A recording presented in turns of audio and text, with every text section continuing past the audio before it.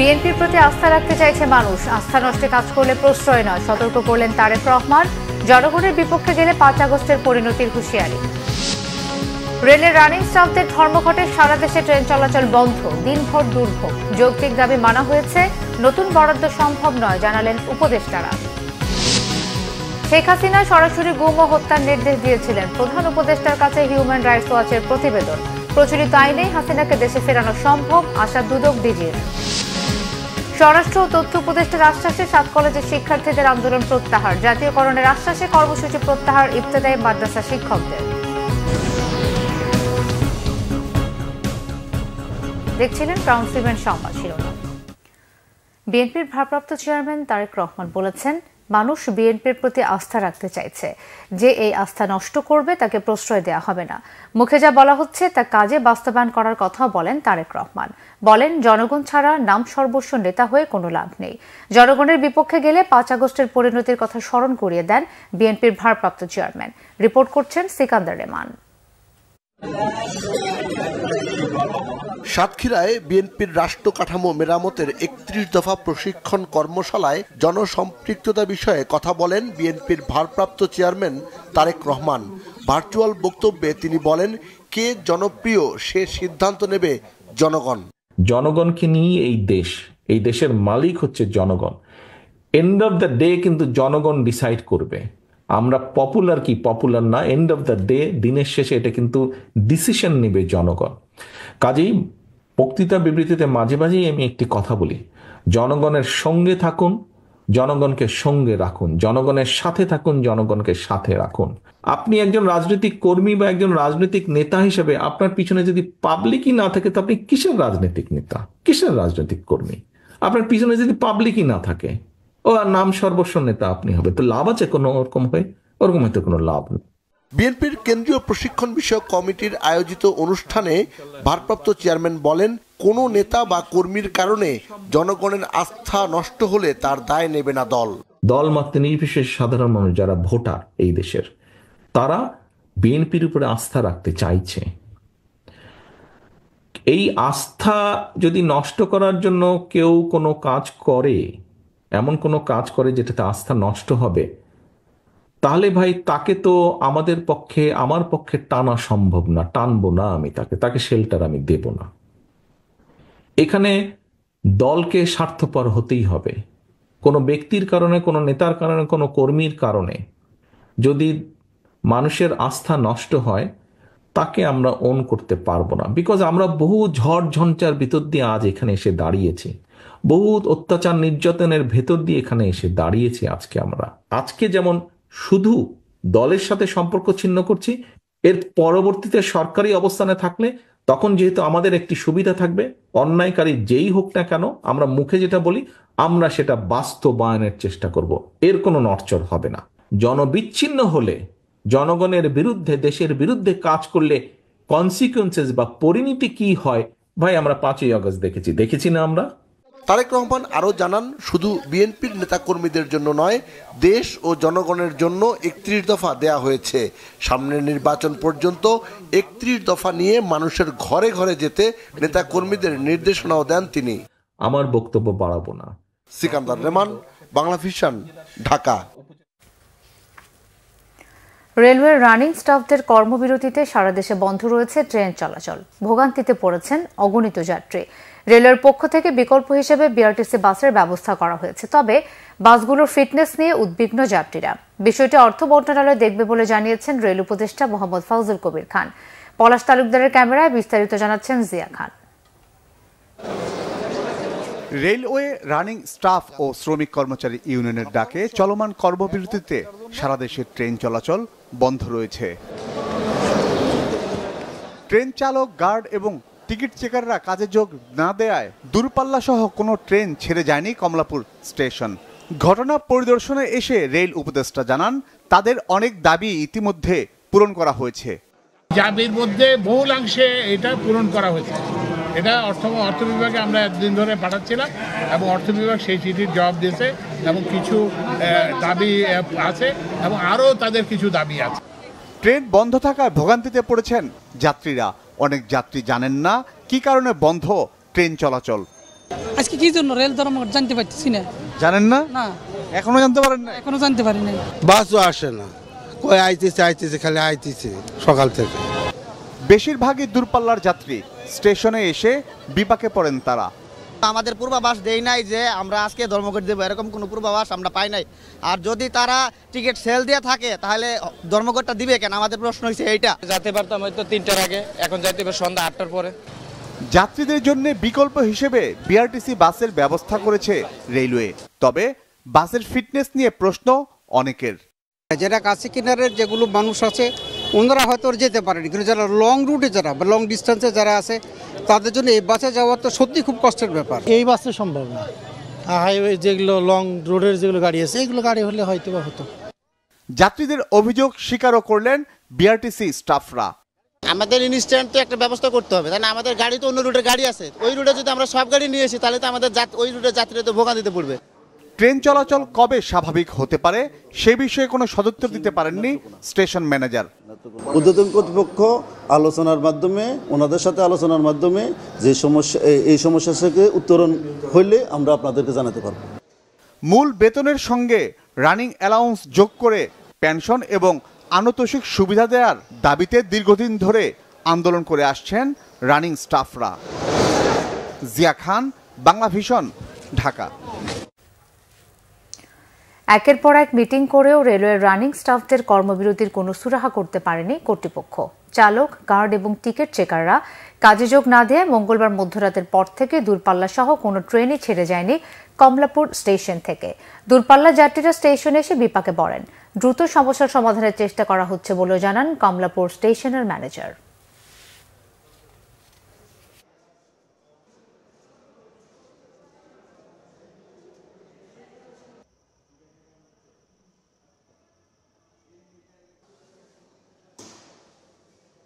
এরা তো কোনো সিদ্ধান্ত দিতে পারে নাই, দিলে তো ট্রেন চলতো, কিন্তু ট্রেন চলছে না, যেহেতু আপনাদেরও দুর্ভোগ আমাদেরও তো দুর্ভোগ। ওদেরকে জিজ্ঞাসা করলাম, ওরা কেউ কিছু বলতে পারতো না, কোনো ওখানে স্টাফ নাই। কর্মবিরতি চলতেছে, সেই জন্য যাত্রী সেবা, স্বাভাবিক যাত্রী সেবা ব্যাহত হচ্ছে।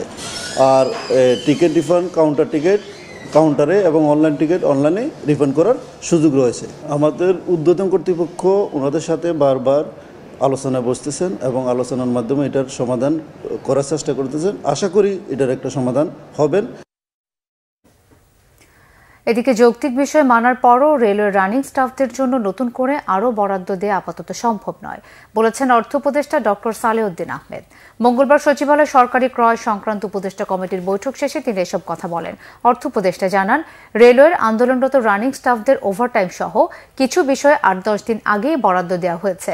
গ্র্যাচুইটি সহ বাকি দাবিগুলো আরও অনেকের আছে, তাই হঠাৎ করে এত অর্থের সংকুলান করা কঠিন। জানান, মহার্ঘ ভাতা দেবার বিষয়ে অর্থ মন্ত্রণালয় এখনো কোনো সিদ্ধান্ত নেয়নি। বিদেশি মিশনে কর্মরতদের ভাতা এমনিতেই কম ছিল, তাই ভাতা বৃদ্ধি অযৌক্তিক হওয়ায় বাড়ানোর সিদ্ধান্ত নেওয়া হয়েছে। রেলের কিছু ইসে ছিল তাদের, কিছু কর্মচারীদের আমরা বেশ কয়েকদিন আগেই আমাদের তাদের যৌক্তিক যে সেগুলো আমরা দিয়েছি। তারপরে তারা কেন করেছে এটা তাদের ব্যাপার। কারণ হয় কি, প্রত্যেকেরই দাবি দেওয়া, একাধিক দাবি দেওয়া থাকে, তাই না? তারা বলেছে এই দিতে হবে, ওভারটাইম অ্যালাউন্স দিতে হবে, পেনশন। আমরা যতটুকু আমাদের সম্পদের ইস্যুতে আমরা বলেছি, অন্যরা সংস্থা আমরা যেভাবে দিয়েছি আমরা দিয়েছি।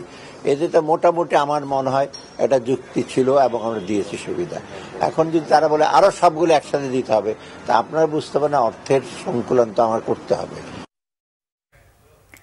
ট্রেন যোগাযোগ বন্ধ থাকায় সারা দেশে চরম ভোগান্তিতে সাধারণ যাত্রীরা। রেল কর্তৃপক্ষ কোনো তথ্য না জানানোয় ক্ষুব্ধ তারা। ভাঙচুর করা হয়েছে রাজশাহী রেল স্টেশনে।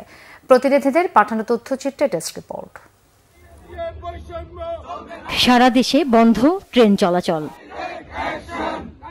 চট্টগ্রাম থেকে ছেড়ে যায়নি কোনো ট্রেন। সকাল থেকে সব ট্রেনের শিডিউল বাতিল করেছে কর্তৃপক্ষ। ভোর থেকেই দেশের বিভিন্ন প্রান্তে যাওয়ার উদ্দেশ্যে স্টেশনে আসতে শুরু করেন যাত্রীরা। কর্মবিরতির কারণে ভোগান্তিতে পড়েন তারা। ময়মনসিংহ থেকে যাত্রা বাতিল হওয়া ট্রেনের টিকিটের টাকা ফেরত দিচ্ছে কর্তৃপক্ষ। 3-11-21 সালে অর্থ মন্ত্রণালয় কর্তৃক যে অবৈধ আদেশ রানিং স্টাফদের উপর চাপিয়ে দেওয়া হয়েছে, সেটা প্রত্যাহারের দাবিতে আমরা মূলত এই আন্দোলন। যারা অনলাইনে টিকিট কেটেছে তারা অনলাইনে ফেরত দিবে। 3 কার্য দিবসে তাদের ফিরতি টাকা ফেরত পাবে। রাজশাহী রেল স্টেশনে শত শত যাত্রী অনেকটা অবরুদ্ধ অবস্থায় বিক্ষোভও করেন তারা। ক্ষোভে স্টেশনের দোতলায় টিটিই এবং ইলেকট্রিক কক্ষ ভাঙচুরের চেষ্টা করেন। পরিস্থিতি বেগতিক দেখে কর্তব্যরত স্টেশন মাস্টার সহ কর্মচারী ও নিরাপত্তা কর্মীরা গা ঢাকা দেয়। পরে খবর পেয়ে রাজশাহী রেল স্টেশনে পৌঁছান সেনা সদস্যরা। স্থবির অবস্থা সিলেট রেলওয়ে স্টেশনেও, বিপাকে হাজারো যাত্রী। খুলনা থেকেও ছেড়ে যায়নি কোনো ট্রেন। শত শত যাত্রী স্টেশন থেকে ফিরে যাচ্ছেন। স্টেশনের মাইকে ঘোষণা করা হচ্ছে অনিবার্য কারণবশত ট্রেন চলাচল বন্ধ রয়েছে, ফেরত দেয়া হচ্ছে টিকিটের টাকা।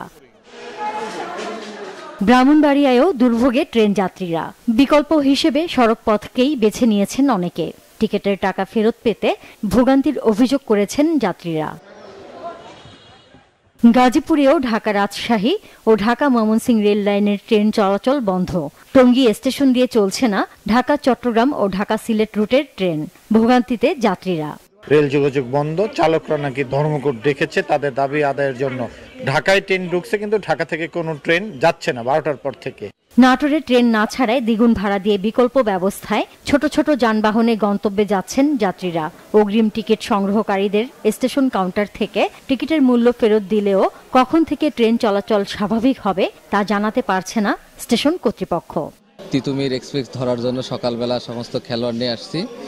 আসার পরে শুনি যে আজকে গোটা বাংলাদেশের ট্রেন বন্ধ। আজকে অনেক চেষ্টা করার পরও কালকে অনলাইনে টিকিটটা কাটলাম, কিন্তু কাটার পরে এসে দেখি যে আজকে সকাল থেকে আর কি ট্রেনটা বন্ধ। কন্ট্রোল থেকে অনুমতি দেওয়া হয়েছে যে সকল যাত্রী পূর্বে টিকিট কাটা ছিল তাদের টিকিটকে রিফান্ড করা হবে এবং যারা টিকিট কাটে নাই তাদেরকে আপাতত টিকিট দেওয়া থেকে বিরত আছে। ট্রেন চলাচল বন্ধ আছে, এই কারণে যারা অগ্রিম টিকিট কাটছে তাদেরকে টিকিটগুলো আমরা ফেরত করে টাকাগুলো ব্যাক দিয়ে দিচ্ছি। মূল বেতনের সঙ্গে রানিং অ্যালাউন্স যোগ করে পেনশন দেয়া এবং আনুতোষিক সুবিধা দেওয়ার দাবি পূরণ না হওয়ায় সোমবার রাত 12টার পর থেকে কর্মবিরতিতে বাংলাদেশ রেলওয়ে রানিং স্টাফ ও শ্রমিক কর্মচারী সমিতি। Nazneen Akter, Bangla Vision news desk.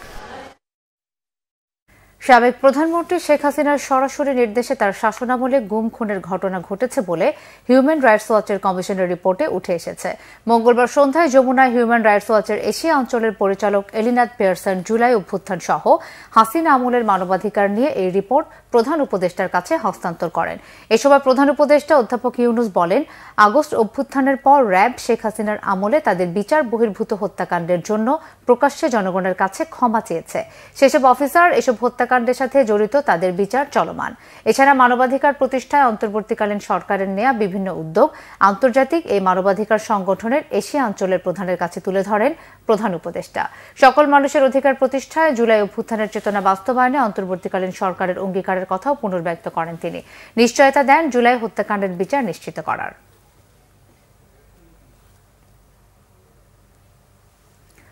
প্রচলিত আইন অনুযায়ী পলাতক সাবেক প্রধানমন্ত্রী শেখ হাসিনাকে দেশে ফেরানো সম্ভব বলে মন্তব্য করেছেন দুর্নীতি দমন কমিশন দুদকের মহাপরিচালক আক্তার হোসেন।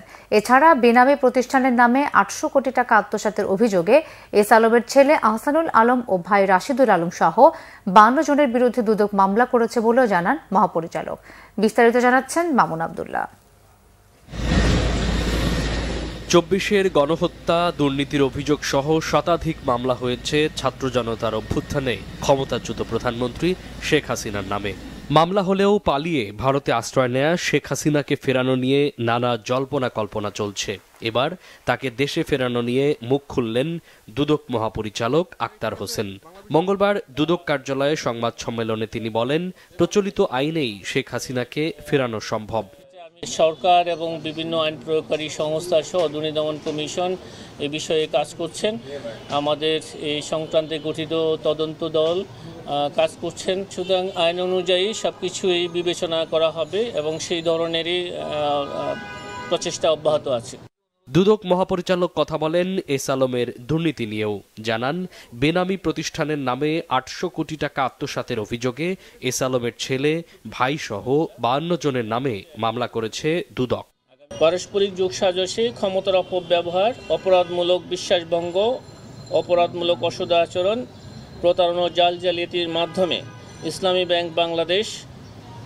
পিএলসি খাতুনগঞ্জ শাখা চট্টগ্রাম হতে 827,42,00,000 টাকারও বেশি টাকা আত্মসাৎ সহ বিনিয়োগকৃত অর্থের প্রকৃত উৎস প্রকৃতি গোপন করার জন্য হস্তান্তর, স্থানান্তর এবং রূপান্তরের মাধ্যমে মানি লন্ডারিং সংক্রান্ত অপরাধের প্রমাণিত হওয়ায় জনাব আহসানুল আলম, সাবেক চেয়ারম্যান ইসি কমিটি এবং পরিচালনা পর্ষদ, ইসলামী ব্যাংক বাংলাদেশ, প্রধান কার্যালয় ঢাকা, জনাব মোহাম্মদ আরিফুল ইসলাম চৌধুরী, ব্যবস্থাপনা পরিচালক, সেঞ্চুরি ফুড প্রোডাক্ট লিমিটেড সহ 52 জনের বিরুদ্ধে আরও একটি মামলা রুজু হয়েছে। জনাব নুরুন নবী চৌধুরী শাওন, ভোলা 3 আসনের সাবেক সংসদ সদস্য নুরুন নবী চৌধুরী শাওনের 51 কোটি টাকার জ্ঞাত আয় বহির্ভূত সম্পদ অর্জন ও 33টি ব্যাংক অ্যাকাউন্টে 208 কোটি টাকার অবৈধ লেনদেনের অভিযোগে মামলা করেছে দুর্নীতি দমন কমিশন দুদক। মামুন আব্দুল্লাহ, বাংলা ভিশন, ঢাকা।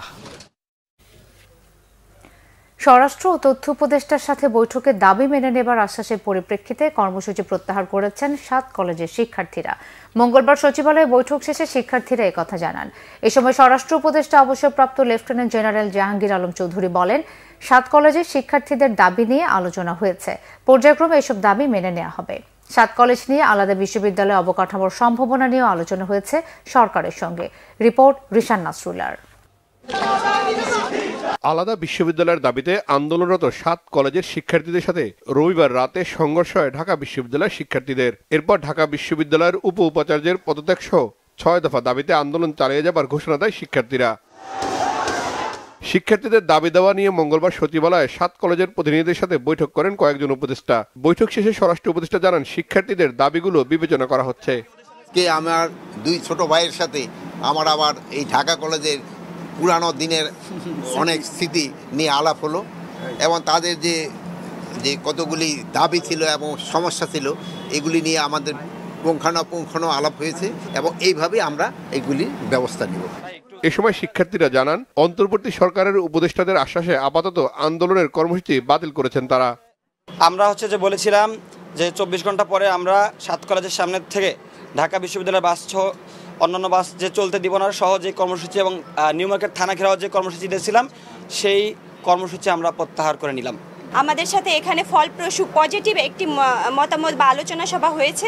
আমরা আশা করছি তার পজিটিভ সিদ্ধান্তই আসবে এবং আমাদের বিশ্ববিদ্যালয়ের যে ঘটনাটি আমি আমাদের 7 কলেজের সকল শিক্ষার্থীকে বলতে চাচ্ছি যে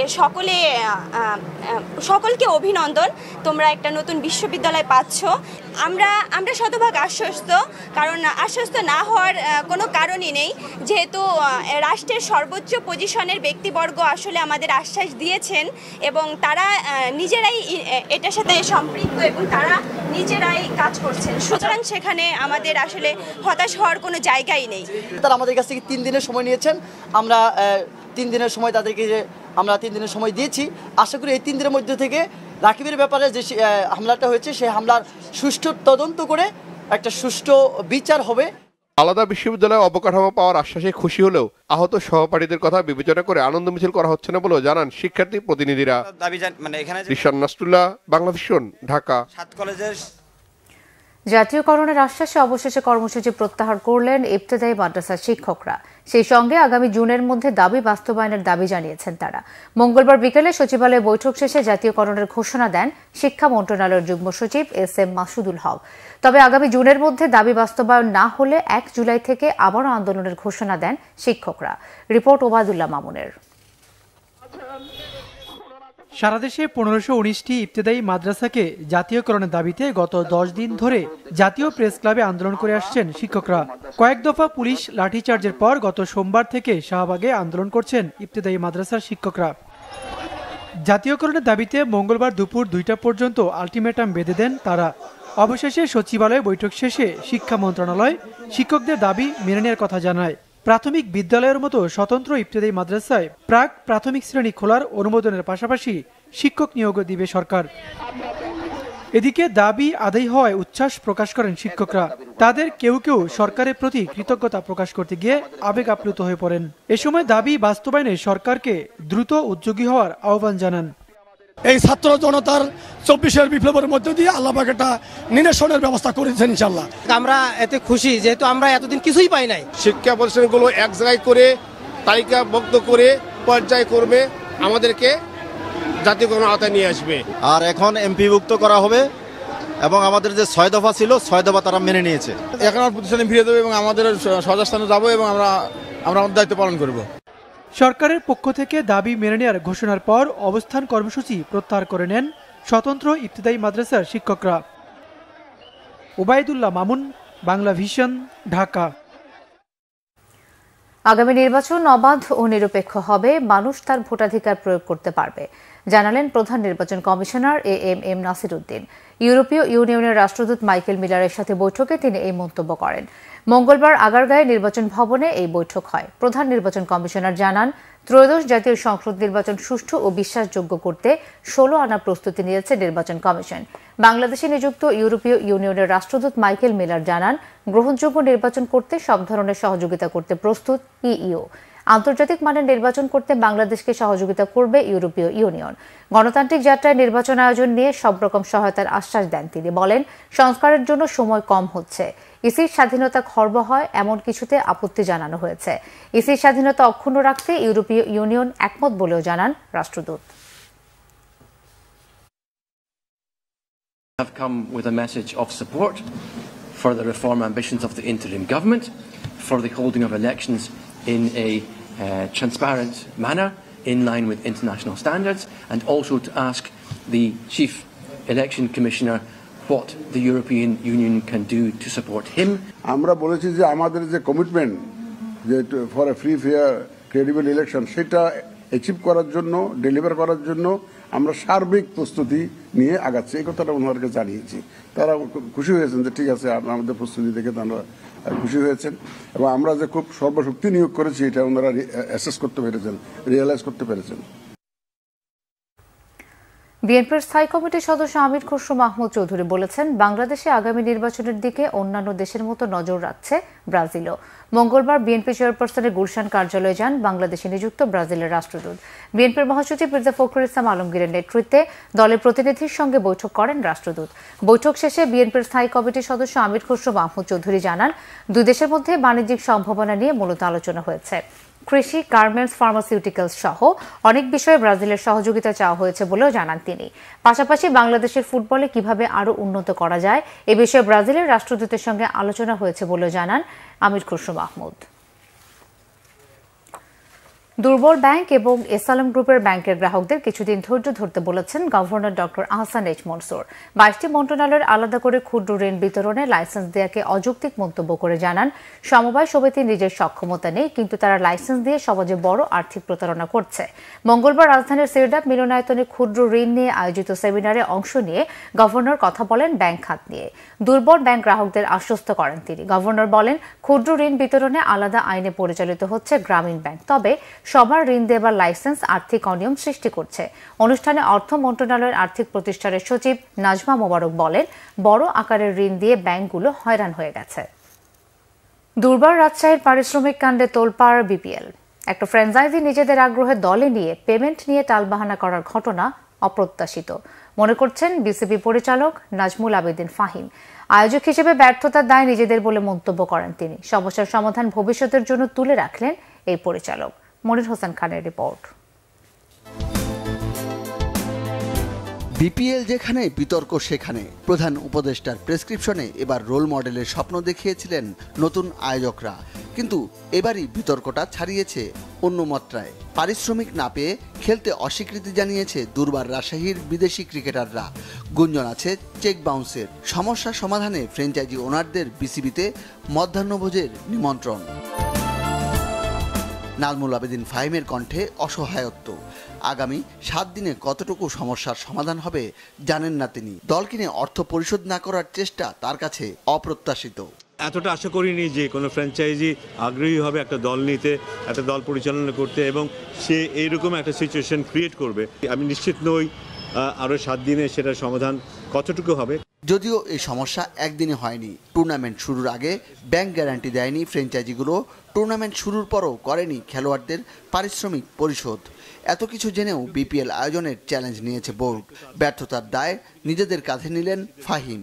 একেবারে শুরুতে আদৌ করতে পারবো কিনা সেটা নিয়েও আমাদের একটা শঙ্কা ছিল, কিন্তু বাট শেষ পর্যন্ত করা গেছে। এটা একদিক দিয়ে ভালো, কিন্তু করতে গিয়ে যতটুকু প্রস্তুতি দরকার ছিল বা যতটুকু খুঁটিনাটি বিষয় নিয়ে দেখার প্রয়োজন ছিল সেটা হয়তো আমরা করতে পারিনি, সেই ব্যর্থতা হয়তো আমাদের। But at the same time যে পরিস্থিতিতে সেটা এই টুর্নামেন্ট আমাদের করতে হয়েছে, আশা করি সেটাও সবাই মনে রাখবেন। বাট আমাদের ব্যর্থতা আছে, এটা অ্যাভয়েড করার কোনো অবকাশ নেই। At the end of the day কিন্তু এটা বোর্ডের দায়িত্ব তো আছেই, অবশ্যই বোর্ডের দায়িত্ব আছেই, এবং উই ক্যানট সে যে না someone else is responsible for it. So আমাদেরকে দায়িত্ব নিতেই হবে। এটা শুধু রাজশাহী নয়, খেলোয়াড়দের সঙ্গে অশোভন আচরণ চিটাগাং কিংস স্বত্বাধিকারীর। ঢাকার বিপক্ষে আছে ফিক্সিংয়ের গুঞ্জন। উই ডোন্ট এক্সপেক্ট যে এরকম মন্তব্য কেউ করবেন। At the end of the day we respect each other. এই জিনিসটা থাকাটা খুব জরুরি, স্পেশালি যারা লিডিং পর্যায়ে থাকবেন, যারা একটা ফ্র্যাঞ্চাইজির মালিক হবেন, একটা টিমের ক্যাপ্টেন হবেন।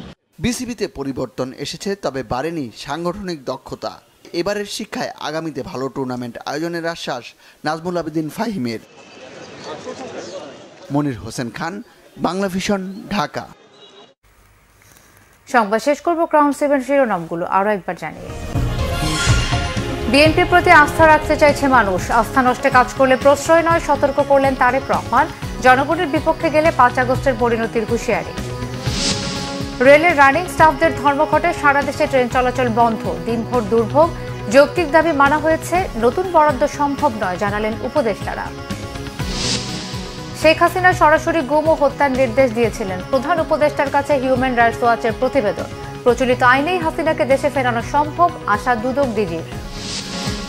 স্বরাষ্ট্র ও তথ্য উপদেষ্টার আশ্বাসে 7 কলেজের শিক্ষার্থীদের আন্দোলন প্রত্যাহার। জাতীয়করণের আশ্বাসে কর্মসূচি প্রত্যাহার ইবতেদায়ী মাদ্রাসা শিক্ষকদের। এই ছিল এখনকার মতো। পরের সংবাদ সকাল 7:30টায় দেখার আমন্ত্রণ রইল। এছাড়াও বাংলা ভিশন সংবাদ ও সংবাদ সংশ্লিষ্ট অনুষ্ঠান দেখতে ভিজিট করুন www.bbnews24.com ও facebook.com/banglavisionnews এবং সাবস্ক্রাইব করুন youtube.com/banglavisionnews। ধন্যবাদ।